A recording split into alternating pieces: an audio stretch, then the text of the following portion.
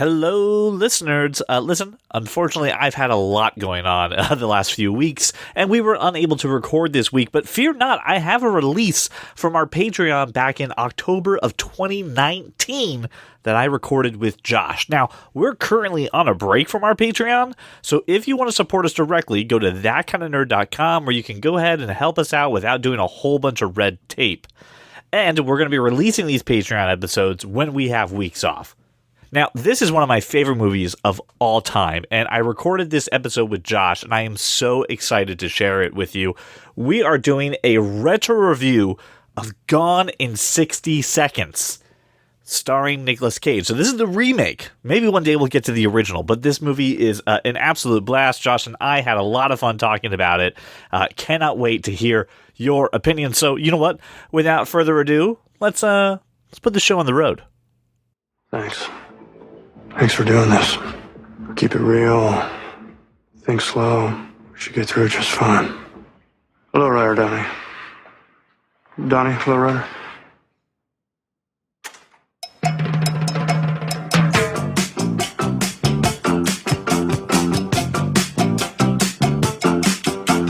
Okay, let's ride. Welcome, patrons, to your exclusive retro review of Gone in 60 Seconds. This is Josh Burns, and I'm joined by CJ Mellon. Woohoo! Hello!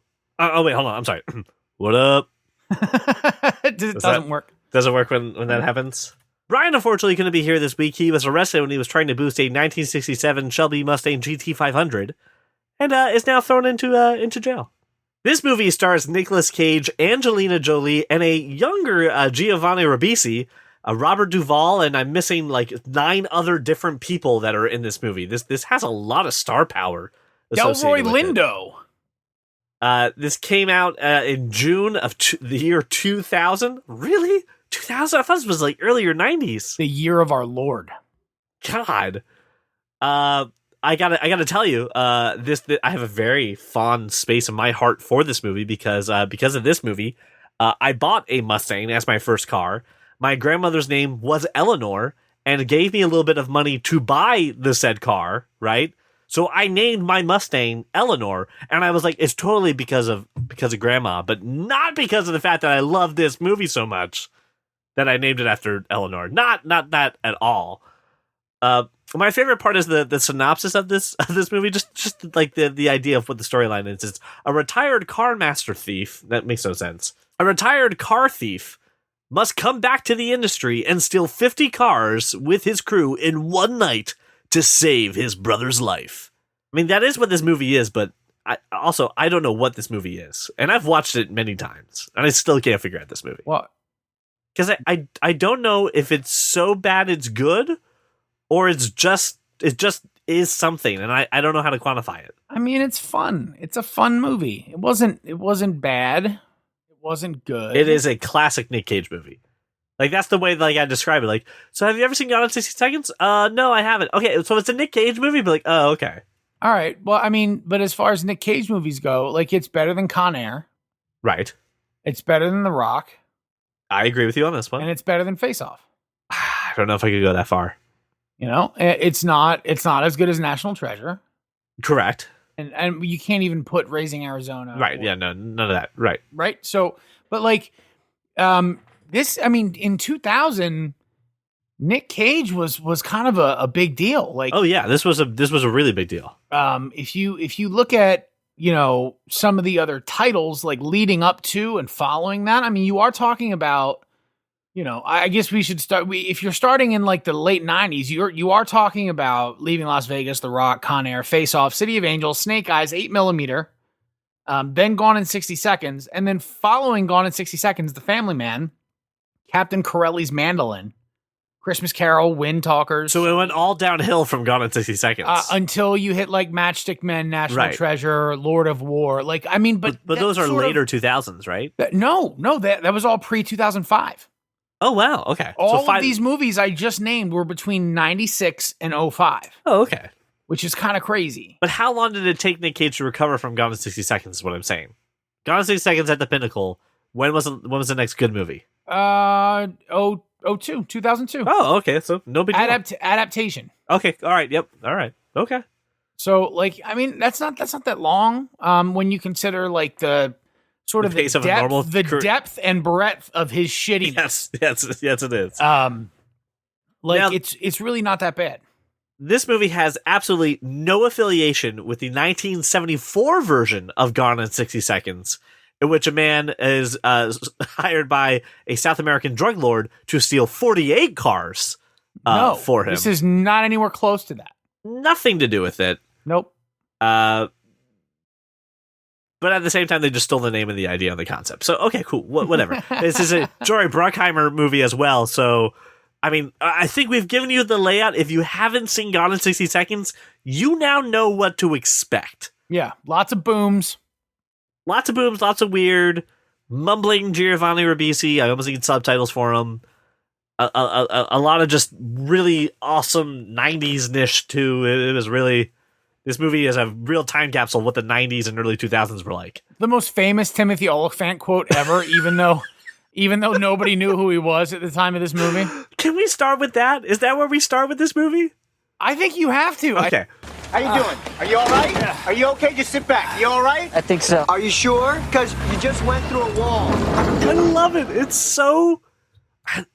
It's after a big car chase. A cop car gets hit with like a wrecking ball, goes through the wall. And you're like, there's no way anyone survived this. And Timothy Olyphant just doing his thing, man.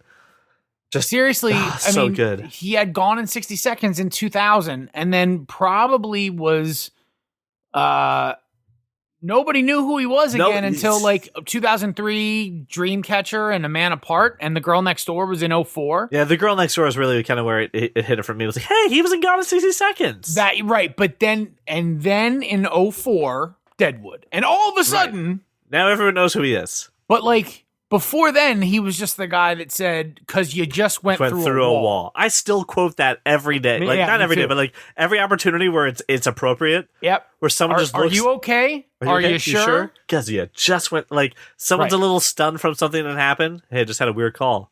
You okay?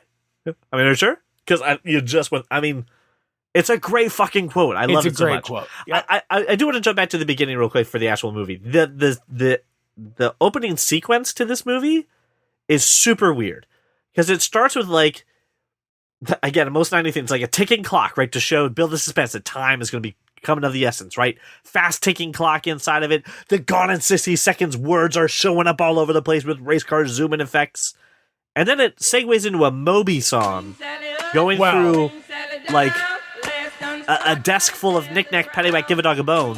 Look, in fairness, that song "Flowers," that's a dope opening song. It's a great song.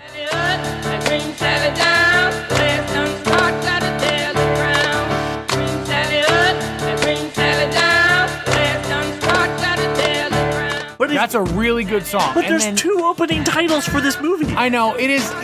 But again, it's what are we really expecting here? I don't know. One intro? Not really. I mean, Baby Driver. This is not No, it is. No, it is not. right. So Right. I mean, who made this movie? Who directed it? Dominic Senna? Yeah, You- I don't know. I mean, he hasn't done director anything, of right? such movies as California and Swordfish. Oh, he directed Swordfish. He Okay. directed Swordfish. All right. Well, I don't know This if he is wants. another really. I don't know if he shitty wants to movie. brag about that, but he did that. Right. The Right. last It's thing he Gone in did 60 was- Seconds in Swordfish, and everyone's like, "Oh, you're not supposed to do this." The last thing he did, believe it or not, was another Nick Cage classic in 2011 called "Season of the Witch." Season of the Witch. Oh God. He sure did. So I Ooh. again from like just arrangement in general. I don't really think he's top notch. But here's the problem. I have no problem with the direction of this movie. Like, Are you it's good. serious? Like, I have no problem with it. It's fine for what it is. I went in for a popcorn movie. I got a popcorn movie. That guy did his job. Well, that's Bruckheimer doing his. Well, that's very true. I mean, and the thing is, like the cast of this movie, the guys that have like smaller roles, Scott Conn, Robert Duvall, Right. Eccleston, Chris Eccleston, Vinnie Jones, Yep, like the doctors these- in this movie. Correct. Yes. I mean, these guys went on to have, Duvall was already well established. Right, But like yes. all the rest of them have pretty big careers. And then my favorite thing is one of the big cruxes of this movie is this relationship between Angelina Jolie and Nick Cage's character, right? Between That Sway made no and sense Memphis whatsoever. Reigns, which has no chemistry. Just None. zero chemistry. It's awful. They have this scene where they're making out in a car and they're talking about, oh, how sexy this car that we're about to take is, and they're making out with each other, and then they stop, and then just there's no chemistry between these two at all. It's Nick like watching Cage- cousins or sisters kiss. It makes no sense. Nick Cage in real life is like 11 years old than Angelina Jolie, and in the movie looks 25 years older than Angelina Right, Jolie. yes. It's so weird. And then Giovanni Ribisi and Nick Cage also have no chemistry as brothers. Right. It's yeah. The casting makes no sense, but they're great at what they're doing. That's a problem. Angelina Jolie does a great job in this movie. Giovanni Ribisi is good in every this character movie. in a vacuum was good. It's great, but when you put them together, it just makes no sense. Yeah, the best. I thought that the best sort of on-screen chemistry was had between Nick Cage and Robert Duvall, Oliphant, and Delroy Lindo. Those two were great, by the way. They were The They two were good. cops in the movie, they were absolutely. so good. Yeah. Again, the premise is this: Kip Raines, right, played by Giovanni Ribisi, messes up when he is stealing cars for Christopher Eccleston's character, who's named Raymond Calitri, also Yeah. known as the Carpenter. We're going to take that up in a minute. He messes up. He messes up on the big night. His order is pressing. He only has 72 hours to get the rest of the cars because the cops now have everything. So Nick Cage has to come out of retirement to save Kip Raines' life. Here's the thing: they give Kip Raines back. They steal him and say, "You have to steal these 50 cars, right? Or we're gonna kill him." Or we're gonna kill you. So okay, now go get your brother, and then if you don't do this, then we'll get you back." Like, well, okay, fine, sure. So Nick Cage recruits all the people that are retired, and Frankie the Fish is dead. Right? We haven't seen Frankie the Fish in a while. He got scragged. He got scragged. I'm sorry. There's a scene where they're calling all these ex-cons and be like, "Is anybody there?" And there's one person having sex. You sound very busy. You sound busy. You sound very busy. Yeah. Just people, I don't know where he is, but he ran off with Frankie Fish. And then it's, Frankie Fish, he's dead, man. Yeah, He got scragged. just such a weird term. I'm sorry. So he gets a ragtag group of people together, and they go ahead and they make this all happen. This movie, man, I just don't understand the plot. Like, No, that's the thing. Is like it starts out with like, there's a new drug lord in town. yeah, You know what he's really into? You're like, what? He's like, carpentry. no. The new drug lord, what he really does well is pledge to deliver 50 top end cars to some South American guys. Like, I'm gonna buy all the cocaine from you, but also, would you like to get cars from me? What is this business model? Well, again, and he also has a passion for carpentry, which becomes his Achilles heel in this movie of Nick Cage tries to break a chair. He's like, no, don't break the chair. Don't break the chair. Just, okay, I'm sorry. I'm all over the place with this movie because this movie's all over the place. But the furniture they're like his children. so dumb. It's my first one. It's coffin. I've never made a coffin before. My first one. Here's my thing. Christopher Eccleston, who later becomes the doctor, he's a great actor. Again, everyone in a vacuum, really good in this movie. No. His character was not written well at all. No, his character's not written well at all. And he has one of the most, like, I'll be honest, he has one line that's supposed to be really intimidating, right? He's telling Memphis Reigns, he's telling Nick Cage's character, get it done or I'm gonna kill your brother, right? That's the message of the phone call. And he's trying to drive it home. And again, their last name is Reigns.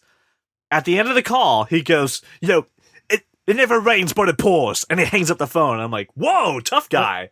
And then I think about it. Wait, but if it's pouring, it is It is raining. It makes no sense. What does that line mean? I don't know, but it sounded cool. And that's pretty much this movie. Cars are flying all over the place. Right when he finally steals Eleanor, the prize Shelby car, right? When he's getting the last car, it can start doing Nas again, right? Nas, as shown up before Fast and Furious, of just doing impossible things. It's jumping over other cars and bridges. using a tow truck flatbed as a ramp. as a ramp. Like it is a shitstorm of that would never happen. But the whole time you're sitting there going, "Oh man, I'm on the edge of my seat, man. I hope he makes it. I hope he does it. I hope it's good." What don't we like about this movie? What sticks out? What are the things that are like this doesn't work? Look, I think instead of picking it apart, I will say kind of have to. This is one of the original like suspension of disbelief. Okay. Like 20 years old. It's not a sci-fi movie, so it's not like The Matrix. Oh, this is all believable. Like, because this is real life. It's supposed to be real life. Right. And you're just like, no. Right? So, like, I don't want to pick it apart. I just want to take it and go, yeah, it was fun. Like, all of a sudden, they were able to locate all 50 of these cars, and they were able to somehow jack 50 cars, and nobody reported shit missing. Like, you're you're taking a car from outside a movie theater. That guy's gonna know in how long was he there? Right. I mean, he's gonna know in a couple hours, right? The people eating dinner. I mean, an hour and a half max. Right. This isn't tomorrow morning. Because the premise is if we steal them all in one night, no one can report them missing. No one can begin an investigation. Till the next day. Therefore, we're done. Right. We're getting away with this scot free. Right. So if I'm picking anything apart, it's that. It's that part. Here's the thing that I thought was odd. As I watched this movie again, it's a bunch of car thieves doing this for a drug lord, and the drug lord is the bad guy. But the cops are trying to stop him from stealing all these cars. They're on to him right away. No. But they're on. Go ahead. The cops are on to Raines. Right. And not because of anything other than, I know you've been out of the game for 10 years, but, a bunch of cars went missing, and I thought this felt like Memphis Rain. And he didn't call him Memphis. He kept calling him Randall. Yes. But he did. Cops, that's right. He didn't call him Randall. Okay. Randall. Come here. Yeah, no. But the cops, they get on Calitri's and they get shut down by the homicide division. Right. Who are like, no. He's going down for murder, not for stealing cars. We don't give a shit about any of that. You don't get any resources. Right? So they have to kind of maverick their investigation. So it's just like, but this has all the elements of several shitty movies. But that's the thing. These two cops, right, are taking upon themselves though to figure out why is Memphis Raines back in town, Mm-hmm. right? Yep. Where did these cars go? Because they are in charge of that crime, right? They're part of Grand Theft Auto and they're whatever division they're working on, right? And then when they realize, oh my God, they're stealing the cars because the failed heist, we just found the whole list, right? They're trying to stop them from stealing them. But at the same time, I'm rooting for them, but I'm also rooting for Nick Cage to steal. I'm rooting for both parties on this. What you have is a weird, unholy marriage, bastard child of a heist movie, a brotherhood coming of age movie, a buddy cop story, a redemption story. Right? Look how much is in there.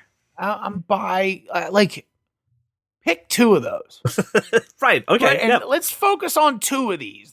You can give me the brotherhood and the redemption with an undertone of heist. The heist is the connector there. But that's not, they set it up oh, no, sir. This is a heist movie first and foremost. 100% a heist. And by the way, enjoy these buddy cops. And you're like, what? That's exactly it. I shouldn't feel for them. Right, I should because not. It's a heist movie. They should just be uniform people. They should just be the red shirts, right? The guy who goes through the wall. You don't care about the guy going through the wall. He's just a cop. Right. But the fact that Timothy Olyphant's character is like, are you okay? Are you sure? Because you just went through a wall. I care about the guy who's asking, are you okay? You're like, oh, that's hilarious because he did go through a wall. But that's right. I shouldn't be rooting for them at all. I've seen Heat 1,000 times. I don't like Al Pacino. Right. I'm rooting for De Niro. It's very clear. And again, Pacino's fun. She got a big ass. I mean, he's very funny. But in this, I'm I don't even know. Do I want the brother to die? Oh, I don't. No, I don't want him. I want them to reunite. Why is he putting all that? Oh, he dumped the salt. Why? And the mom, she's like, oh, my baby boy's back. But, oh, go save your brother. That's the truth. It's Memphis Raines retires, right? And Kip, his younger brother, takes up the mantle of being the car thief, even though he wasn't supposed to, right? Yeah, but the mom, who's in there for a minute, that's it. she's like, "Oh, I'm so glad you're back. I'm glad you're not stealing cars, but go save your brother. Go steal those cars, please. Thank you." It's like, "Oh, okay. Okay, all right. I guess this is what we're doing now." I know. Also, I should just Master P in the role of Johnny B. That's who that was, by the way. Really? Yeah, that's Master P. Oh, okay. Was contrived at best, but it was like, I'm like, oh, this is and somehow a guy who's been retired for a decade, looks like he's damn near 40, like he took a lot, like you took his bit, he took your business. I don't understand what's happening. How long have you been operating in this area? Right. And why didn't you have a beef with him back in the day? I don't know. There's one character that I just stands out above everybody else as like something that like a guy I was like, I like this character, which is the Sphinx, right? Well, how do you not like Sphinx? He's Vinny a man- Jones is the man. Vinny Jones is a man who doesn't talk, right? He's a badass motherfucker from the beginning, blowing Works up in the cars, morgue, puts his sandwich on a dead guy. person to take a phone call, right? Then Yeah. eats the sandwich after it's been on a dead guy, which again, I guess it's sanitary, but at the same time, gross. It's just gross. And then has the line at the end, right? Finally speaks.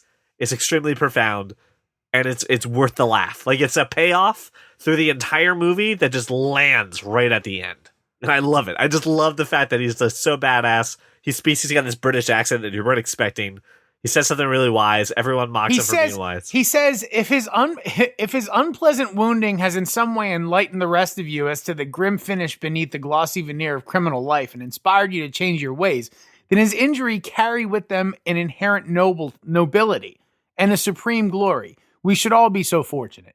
You say poor Toby, I say poor us. And like like what Nick Cage goes is, hey man, I thought you were from Long Beach.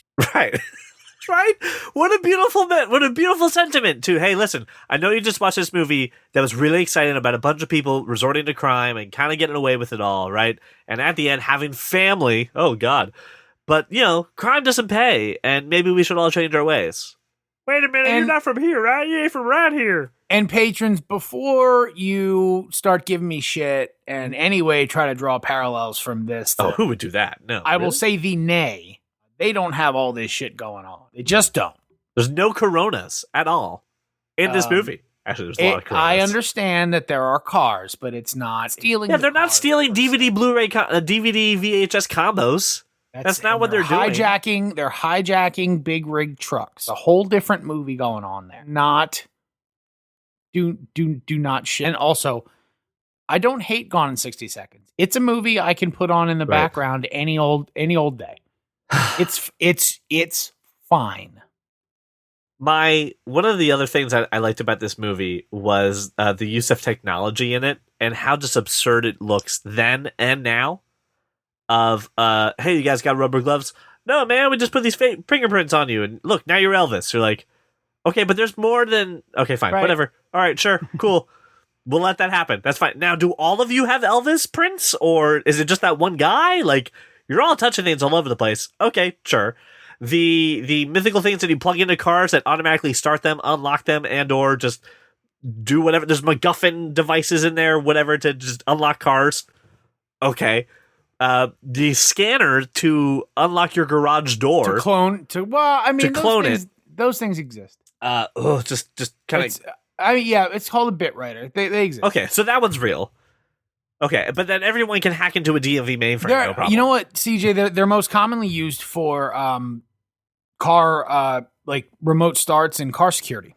So, okay. Well, there we go. Now I learned something. You just reprogram the brain with a bit writer, and it fob sends a sequence, and that's it. So is this like people who are intercepting the Wi-Fi signals from Teslas and using that to hijack Teslas? It's the same thing as is used to reprogram. It's no different. So it's just I don't know. Like, considering the garage door opener wasn't like you need to be plugged into it. It's not like there's no Wi-Fi. There's no Bluetooth. So there was, I was researching for this episode the fact that, again, the MacGuffins that start cars right away, and I had to learn something about this. Like, does that really work? So there's a Lamborghini Diablo, right, that they have in the movie, and it's hijacked without a key, but it has an electronic fuel pump in it and it won't operate unless it has a signal from the electronic key. So you need a specific key to steal that car. And they're just like, here's this device, and we've bypassed it. Which means when he goes to sell that car, it's not going to work. What do you, like, you need this. You need keys that have little computer chips inside of it to make it work. Unless the guy who likes making chairs and coffins also has a second side business besides selling drugs, where he makes fake keys. He's got his hands in many baskets. I just don't get it. But anyway, I love this movie. I love this movie so much. I love how goofy it is. You love it. I do. I love this movie with a capital L, Joshua. I love this movie. This was a coming of age movie. This is a movie when I was like really starting to care about that. And, you know, Angelina Jolie was hot. I was like starting to get into cars. Like, I was in like the 8th grade when this movie came out. Yeah, I guess you would have been like 13. Yeah, this was a cool fucking movie. All right. For me. Yeah, I was 20. It wasn't that great. And you're used to the 2 title sequences it's cool. The song's Flowers by Moby. And I like the fact that it changes colors, right? And we're showing all these, and we're showing the photos. We're establishing the relationship between Memphis and Kip. Like we're getting all of that. We're getting some of the story in there. But why start with the first one with all the logos all over the place? It just made no sense. It was ADD all over the place. All right, so here's my question. As always, our tradition is to try to get a little knowledge about these movies. So what do you think the budget was, the estimated budget for this movie? And again, this is 2000 money. So it was $90 million. All right. $90 million. All right. I was a little, all right. My median was a little bit higher than that, but okay. Okay, opening weekend? What did we gross opening weekend? The budget was 90? Budget was 90. $25 million for its opening weekend. Gross in the U.S. was $101 million. Cumulative worldwide gross $237 million. So this made its money back. Yeah, and then some. It definitely is viable. And again, as the 13-year-old kid, I was like, I would like to see a trailer. If we got stuff for a second one, that'd be great. You could do more. But thank God, wider heads prevailed. Hold on. All right, Con Air. I'm going to use that as another frame of reference. It's about the budget. Okay. All right, estimated 75 mil. All right, at 90. All right, so I think this is, all right, I think that's a Bruckheimer. A Bruckheimer thing. To put that in larger perspective for you, for the year 2000, right? The top 5 movies of the year 2000, right? How the Grinch Stole Christmas, Castaway, Mission Impossible 2, Gladiator, and What Women Want. Gone in 60 Seconds is ranked the 22nd movie of 2000, beaten by like Miss Congeniality, Chicken Run, and The Patriot. Right? I'd rather watch this than all of those. I agree with you. This is I'd also rather the year watch this than How the Grinch Stole Christmas for sure. This was also the year of Crouching Tiger, Hidden Dragon, and Aaron Brockovich, and X-Men. X-Men also came out this year as well. So there was some heavy competition for this movie. And so, I mean, it did pretty well considering that fact that like it beat other movies out there. It has not held up, but no, it is very dated. There are a lot of stereotypes in there too, and Asian women drivers, and the way some of these black characters talk is like, all right, guys, we can't do this anymore. Like, you guys really went for the low hanging fruit. And Giovanni Ribisi, I've gotten so much more respect for him after this. Sneaky Pete and stuff, he's really grown up as an actor. In this movie, Giovanni Ribisi's kind of like a little tough guy. Like he's like a thug. Yeah. And that's not his game there. He's supposed to be the smart guy. Yep. This was the same year that he did Boiler Room. See, that's hard to believe, actually. Gone in 60 Seconds and Boiler Room came out in the same year. Because Gone in 60 Seconds, like, he looked pretty bulky. And Boiler Room, he's a tiny little guy. Yeah, they were both released in 2000. I don't know when they were made. Well, it wouldn't much matter. If they were both released in 2000, they had to have been made within a year of each other. Right. Isn't that crazy? So, listen, I have a very an unhealthy bias. I am extremely biased this movie. I love it. You've got a certain affinity. I get it. And I love it. I'm not saying I didn't, it's not a shitty movie. Better than a movie. Oh, Brian would be mad at us if we didn't also point out that Bob Kelso, Ken Jenkins, makes a small cameo in this movie as well. Why don't you say that and get yourself a new suit? And get some 50 cents. It's Just a fucking cheap guy giving a valet 50 cents. Oh, man. All right. Anything else you want to add? So here's my honest question now, right? It's 2019. Fast and Furious movies are all over the place. Would you recommend someone watch Gone in 60 Seconds for the first time in 2019? Yeah, for the same reason that I'd recommend people watch like Herbie the Love Bug. What is that reason? I mean, it's just it's campy and cheesy and fun. Okay. And if you're on a Nick Cage roll, obviously, definitely something to put in. I'm a little tired. I'm a little wired. Fucking Nick Cage. Swinging for the fences. That's the best part about this guy. He always just goes for it. Makes it happen. I love this movie. A 10 out of 10 in my book. It just, please watch it forever. Watch it once a year if you would like. More than generous. Just to see how well you can handle that. I love this movie. It's utterly fantastic. All right. Patrons, thank you so much again for your continued support of the show. Hope you enjoyed the discussion. I would love to hear if any of you are also closeted Gone in 60 Seconds fanatics, such as myself. I have a feeling I'm the only one. So thank you so much for your support for this show, for making us your walk around your neighborhood and your drive to work. We have some more exciting things coming for you. We have another retro review coming up soon for Beetlejuice. And I'm going to tell you, you're going to want to listen to that episode. I'm going to make a shocking confession when we do that one. So stay tuned for Beetlejuice. Thank you so much for listening. See you next time.